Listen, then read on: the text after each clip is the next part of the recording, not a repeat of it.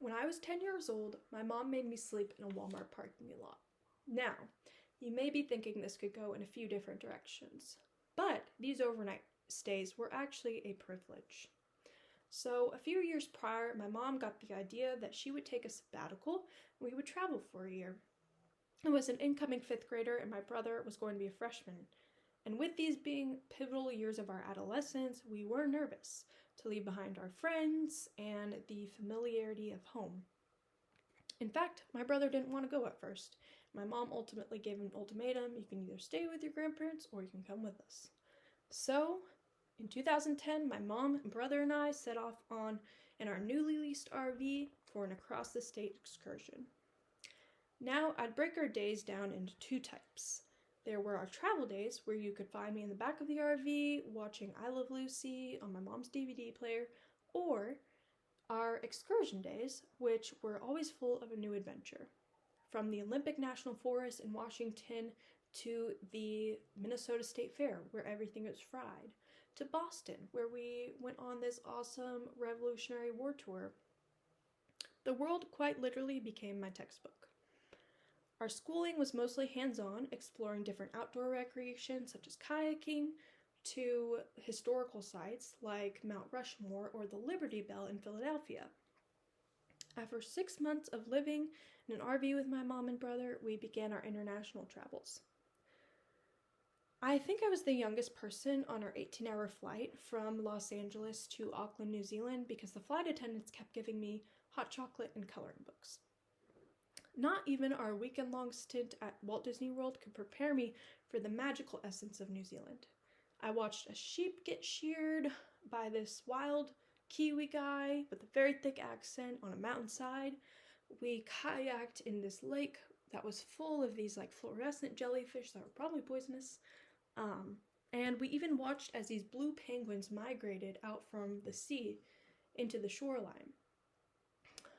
For our next adventure, we went to Australia, which was kind of like New Zealand's redneck cousin that really liked to have a good time.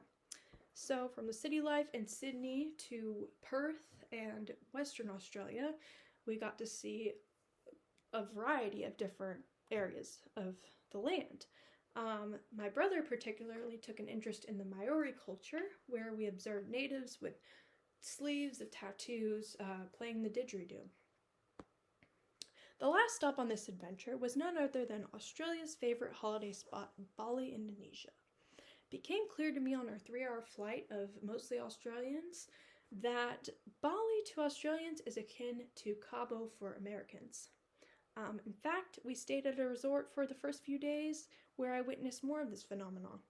I remember that every day around 2 p.m. at the pool, the DJ would play the house dance party version of I've Had the Time of My Life by the Black Eyed Peas, 4 p.m. on the dot. So every time I hear that song, it just brings me right back to that crowded pool of Australians on vacation.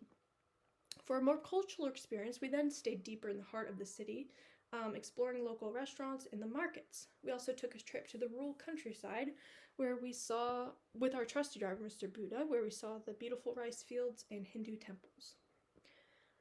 So, I learned many things on this journey, but I've narrowed it down to the 3 most important.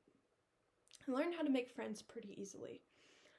I wasn't in a setting where my friends were right there, through school or activities. I had to actually seek them out, and since I was a social butterfly, I needed to do so. So I would make friends in the RV parks, or most notably, I made friends in New Zealand at a hostel, and then we ended up meeting up again in Indonesia.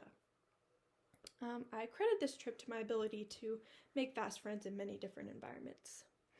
I learned about the importance of expanding your horizons and learning about different cultures and the way the world works in different places. Ultimately, I think this year-long trip shaped me to be an open-minded person that's very curious about others. I am still infinitely interested in people and cultures and places. I learned how to travel, lastly. I don't think I would have gone on my after high school trip to Europe with a few of my good friends if not for this prior traveling experience. Traveling around the US is one ballgame, but international travel is a whole other. So I felt more comfortable with transportation, airports, staying in different places. So after a year, my brother and I actually didn't want to go home. We were keen on getting to explore more cultures and see new places and faces. Even though we did have to go home, we have not stopped exploring since.